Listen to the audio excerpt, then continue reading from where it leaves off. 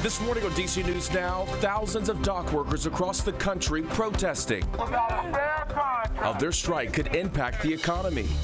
A gray and wet start to October, how long rain will stick around this week, and when we could see some sunshine. Southwest Virginia recovering after Helene. Bridges and roads flooded out, businesses flooded, wholesale destruction. How local rescue teams are helping communities pick up the pieces. Plus, D.C. cracking down on tenants who owe tens of thousands of dollars in rent. And honoring the centennial. How President Jimmy Carter is celebrating his 100th birthday. You're watching the station covering all of the DMV. This is DC News Now. Well, good morning, and thanks for starting your Tuesday with us here on DC News Now. Rainy Tuesday. I'm Tanaya Wright. Yeah, it's the 1st of October. Happy Tuesday to you. I'm Corey James. Shanique's going to keep an eye on the roads this morning. Definitely a slow commute. Be careful out there as you hit the road. But let's start off with Jackie, who's helping you navigate it all with the forecast this morning. And yeah, a little wet. Yeah, just a little wet again. Yes, we're still tracking that scattered rain across the area at this point. Let's take a look at that radar loop over the last 3 hours or so. It's tracking some more steadier rain across parts of Charlottesville, and that's continuing to lift its way north and east. So we'll watch as that lifts its way into our area. Elsewhere, tracking that wet weather across Prince George's County, Charles County, and then back over towards Hagerstown, starting off with some light rainfall right now. Wider view showing us that rain widely scattered across the region. Eventually, that'll become hit or miss later on this afternoon. Visibility reduced. We just dropped down to 5 miles in D.C., but it's less than that from Martinsburg, Winchester to Leesburg. Frederick down about 3 miles, about a mile over towards Kaiser and Woodstock. Through the day today, we're tracking the patchy fog out there this morning and some rain showers. Still some rain showers sticking around through the latter half of the morning, but we should see those showers become a bit more hit or miss, or eventually just dry out, and we'll see those cloudy skies. But temperatures, it'll be a struggle to make it out of the upper 60s later on this afternoon. I'll have more details and timing it all out coming up. Shanika, what are you seeing on the roadways at this hour? All right. Hey, Jackie, we made it to the 6 o'clock hour. Good morning to everyone out there looking at the Capitol Beltway inner and outer loop. This is right out of Montgomery County. So if you're heading over the American Legion Bridge, not a bad ride. Just take it easy. It is a bit slippery out there. Now here's the Capitol Beltway. We had a little issue, and that was right near Georgia Avenue, Maryland 97 on the outer loop. They moved that to the shoulder, so now you're good to go. We have a crash on 695. That's heading northbound near the 11th Street Bridge, so watch for that. That's on the ramp there. Here's Connecticut Avenue there. You're looking smooth. All right, Shanika, thank you. This morning, local first responders waking up at home after spending time away from their families, helping people in Southwest Virginia during Helene. That is right. Crews spent days in the hardest hit parts of the state after Helene hit the area. According to Prince William County Fire Department, crews rescued at least 24 people with the help from other agencies. Now, some teams spent time in Damascus, a small town near the Tennessee border ravaged by the storm. Local rescue teams say they were surprised by the damage as well as the welcoming nature of the people who live there. That side of people kind of restores your faith in humanity, how people just rally around each other in times of hardship. The devastation was catastrophic down there. When you talk to our folks, bridges and roads flooded out, businesses flooded, communication knocked out, wholesale destruction. In addition to the rescues, the teams also marked flooded areas. And Virginia leaders are reminding people to report gas price gouging as they recover from Helene. Anyone who suspects a business is price gouging can report it through a form on the Department of Agriculture and Consumer Services website. Virginia law prohibits sellers from charging certain prices on essential goods for 30 days after a state of emergency. And we now know more than 130 people have died after Helene tore through parts of the southeast last week. Officials say hundreds more still missing this morning. You're looking at new video from North Carolina showing the destruction caused by the storm. Water levels reaching several feet high, leaving some buildings underwater, even damaging homes and roads. President Biden expected to survey the state tomorrow. Time right now 6:03. A 12-year-old boy is recovering after police say he was shot outside a McDonald's in Northwest D.C. This happened on Georgia Avenue around 4 o'clock yesterday afternoon. D.C. police say the boy was shot in the leg. He was taken to the hospital and is expected to be okay. Meantime, police are looking for this man right here on your screen.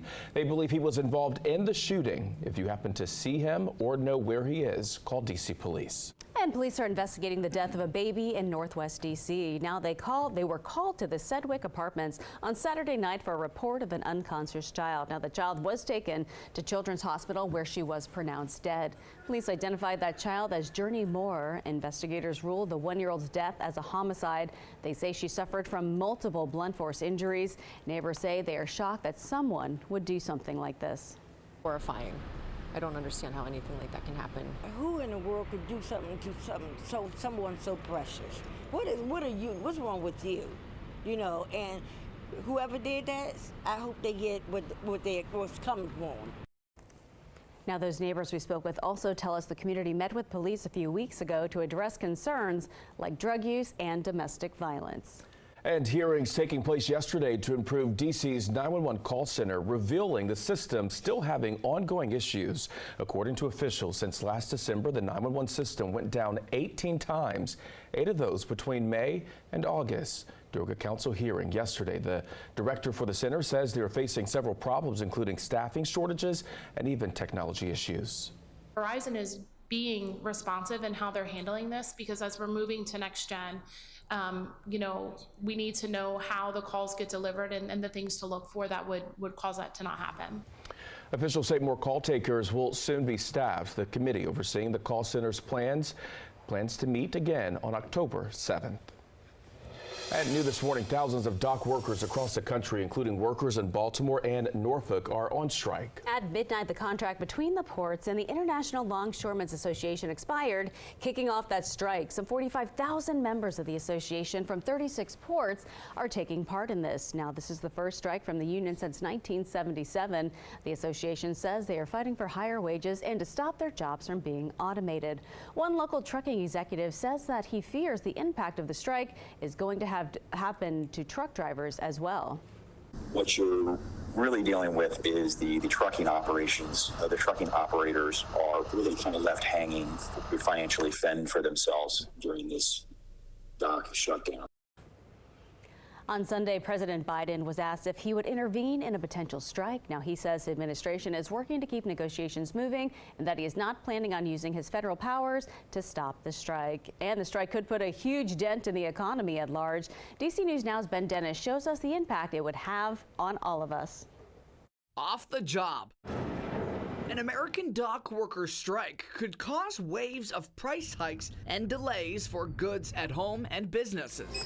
For months, a contract deadline loomed for an agreement between the International Longshoremen's Association and the U.S. Maritime Alliance. The National Retail Federation says ships will drop anchor, imports and exports will stop, saying the downstream impacts on businesses, workers, consumers, and the economy at large are too large. How bad could this really get for everyday consumers? I think that we're going to be okay in the immediate term if this lasts a while, in terms of weeks and months, then certainly these companies will run out of stock and consumers may experience shortages. That's Dr. Martin Dresner with the University of Maryland School of Business. So what cost could eventually creep up when a strike prolongs? Bananas, for example, specialty cheeses, some sort of canned goods may come over from Europe or Asia. If you're waiting for a Mercedes or a BMW or one of these other products that may be automobiles that may be imported through the East Coast, you may experience some delays. The Port of Baltimore alone processed over 800,000 vehicles last year, according to the state of Maryland. What about luxury? Anticipate longer delays since they're among specialty orders. The outlook of a strike generally? We're likely to experience shortages rather than